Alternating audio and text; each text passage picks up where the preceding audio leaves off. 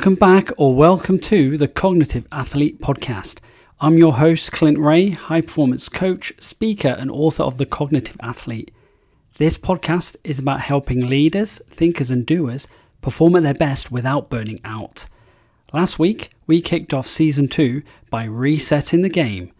We didn't rush into goals, we didn't optimize, we stabilized our pace. And this week, week 2 of 10 of the Cognitive Athlete training cycle, we move to the next phase. Because when motivation fades, most people reach for the same lever. They tell themselves they need more discipline. Today, I want to show you why that's usually not true and why energy, not discipline, is the real constraint. Let's dive into it.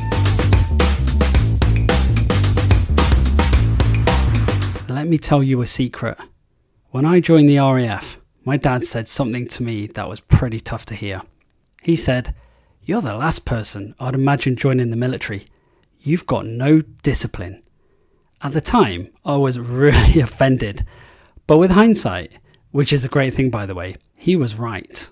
I didn't stick with things. I jumped between jobs, got bored easily, always chasing the next thing. I didn't lack effort or the intelligence.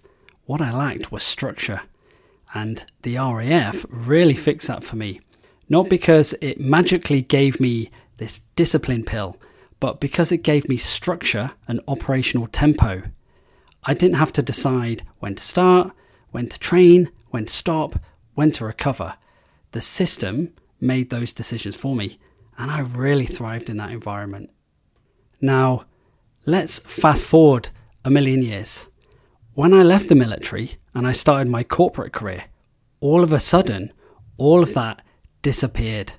And here's the truth, right? No one teaches you when to properly start the day, when to take a break, when to have lunch, when to finish. Instead, if you're anything like me, you sit behind your computer, you're waiting to see your manager if they leave first. Then guess what? You follow shortly after.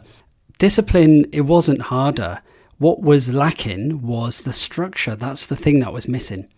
And that's when I realized something important. Discipline is actually easy if the structure exists. So in absence of that, I created my own structure. I started going to the gym at lunch or going for a run. When I was working in Sydney, I'd run across the Harbour Bridge most days. But the thing, it didn't always resonate with my manager. And some colleagues definitely didn't get it. But I knew one thing, it gave me energy. And energy is powerful. The things that drained me were things like skipping lunch, or sitting in food courts, eating with other people, or just pushing through and hoping for the best. After training at lunch, I was easily 10 times more productive. Not because I was suddenly more disciplined, but because I had fuel. This is the part most people miss. Discipline assumes energy is available. It assumes you've got cognitive capacity, emotional regulation, decision-making bandwidth. When energy is low, discipline feels like friction. Not because you're weak, but because the system is overloaded. In elite environments, we never confuse fatigue with a lack of commitment. We just manage the load. In work and life, we ignore energy and then we blame ourselves for the outcome. There's a line from Cristiano Ronaldo that captures this perfectly. People talk about his discipline. What they miss is the structure behind it. The training times, recovery routines, the boundaries that he sets. Discipline looks impressive on the outside, but it's the structure that makes it possible. Here's the real key insight and the reframe I want you to take away.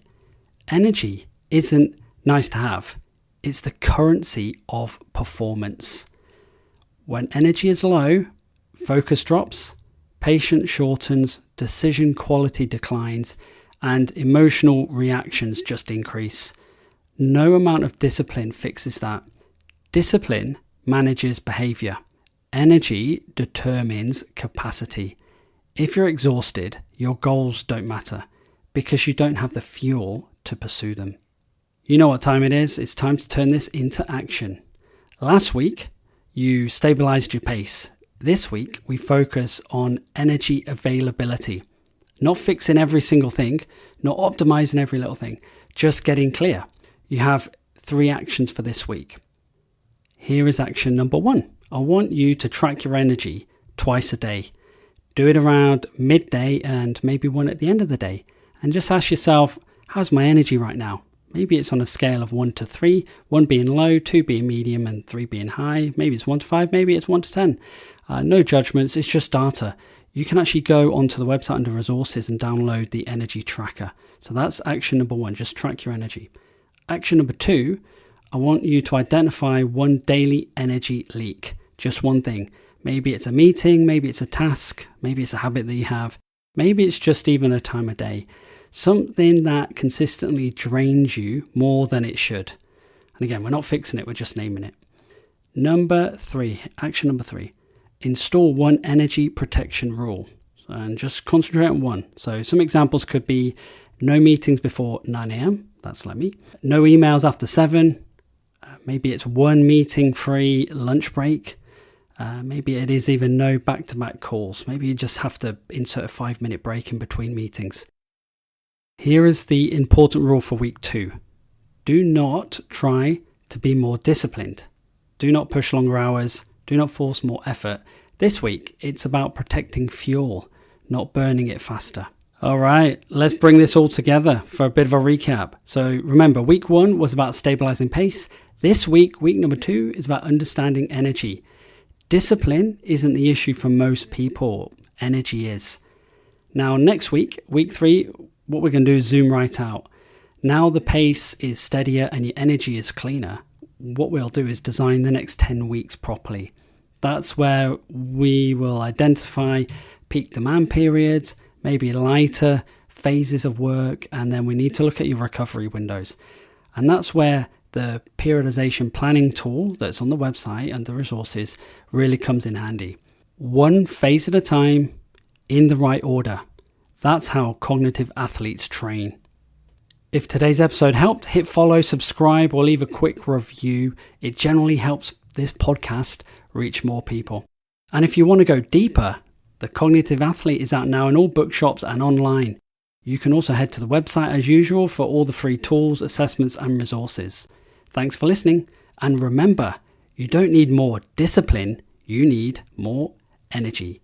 See you next time.